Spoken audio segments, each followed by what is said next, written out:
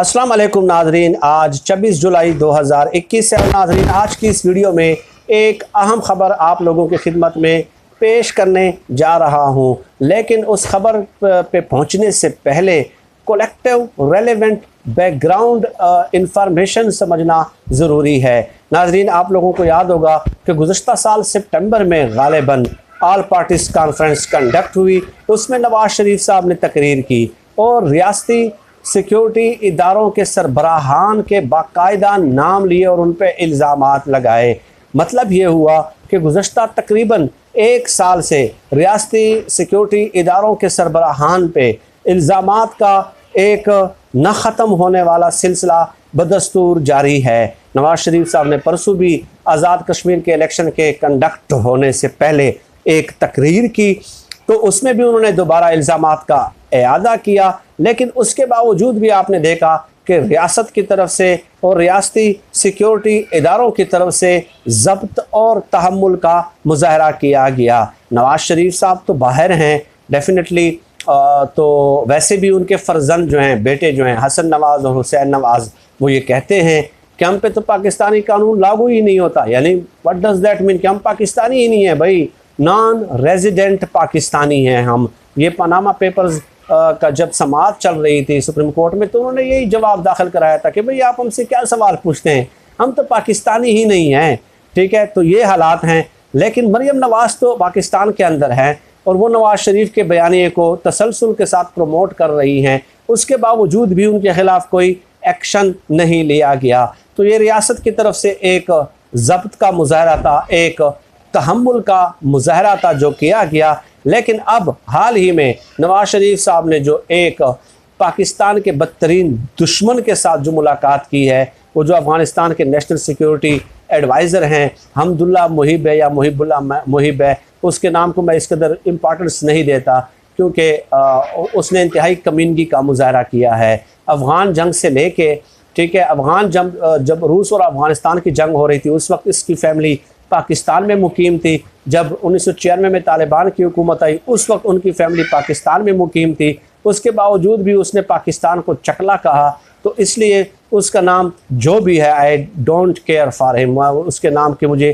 कोई फ़िक्र नहीं है, न उसकी तस्हीह करने की ज़रूरत है। अब जो उसके साथ मुलाकात हुई है तो उस पर DGISI जनरल कमर जावेद बाजवा साहब और इमरान खान साहब, इन तीनों ने नवाज़ शरीफ साहब की इस मुलाकात को इंतहाई संजीदा लिया है और इमरान खान साहब ने हाई लेवल पे तहकीकात का हुक्म दिया है। जनरल बाजवा साहब ने हाई लेवल पे तहकीकात का हुक्म दिया है।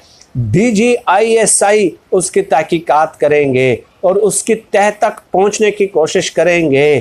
ठीक है, कि ये मामला आखिर क्या है और क्यों कर एक रा के एजेंट के साथ, मुसद्दिका तस्लीम शुदा रा के एजेंट के साथ मुलाकात की गई है, उस शख्स के साथ जिसको पाकिस्तान ने सरकारी सतह पे ये हिदायत जारी की है रियासत पाकिस्तान ने कि इस शख्स के साथ कोई रब्ता नहीं किया जाएगा। देखिए, पाकिस्तान की पॉलिसी ये है कि दुश्मनों के साथ भी रब्ते होते हैं ना।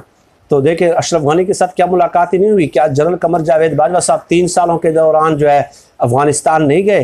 क्या इमरान खान साहब काबुल नहीं गए? क्या इमरान खान साहब ने उस दिन तकरीर में ये नहीं कहा कि मैं अशरफ गनी के पास खुद काबुल आया था अमन और अमान कायम करने के लिए? वो एक अलग बात है। लेकिन एक ऐसा शख्स जिसको रियासत पाकिस्तान ने ये तय कर दिया हो कि इसके साथ कोई रब्ता वगैरह नहीं किया जाएगा, उसके बावजूद भी उनके साथ मुलाकात, तो अब जो है फिर आगे क्या होता है? एक तो नवाज़ शरीफ साहब के ख़िलाफ़ तहकीकात होंगी। मरियम नवाज़ साहबा ने बाकायदा उस तस्वीर को ट्वीट किया और उस पर कमेंट्स लिखे कि हम दुश्मनों के साथ भी अच्छे ताल्लुकात चाहते हैं। ठीक है, और उसके बाद जनरल कमर जावेद बाजवा साहब की और हमदुल्ला मुहिब है जो नाम है उसका, तो उसके साथ जनरल कमर जावेद बाजवा साहब की तस्वीर भी ट्वीट कर दी कि देखिए इन्होंने भी मुलाकात की थी।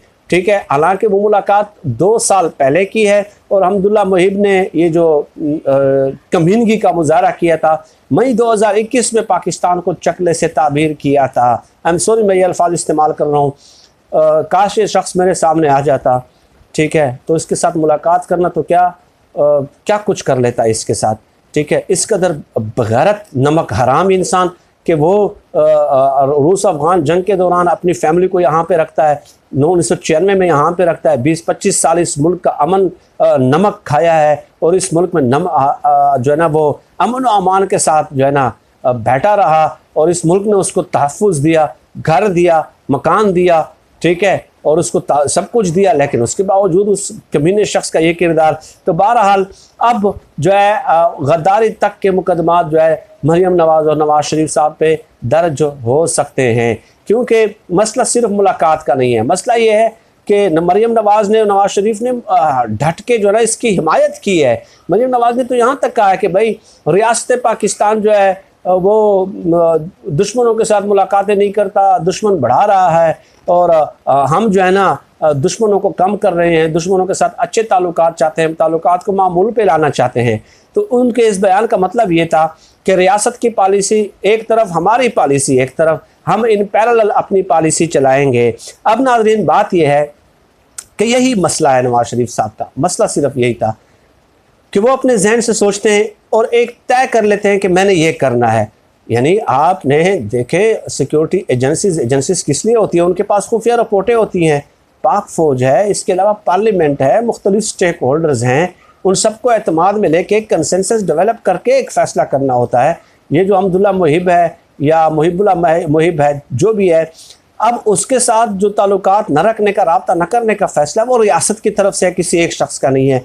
तो नवाज़ शरीफ का मसला ये था कि वो अपने जहन में एक चीज़ तय कर लेते थे और फिर उसको आगे बढ़ाते थे, एजेंसियों से रिपोर्ट नहीं लेते थे, पाक फ़ौज को मुशावरत में शामिल नहीं करते थे, पार्लियामेंट को मुशावरत में नहीं लेते थे और ख़ुद अपनी तरफ से एक फ़ैसला कर लेते थे।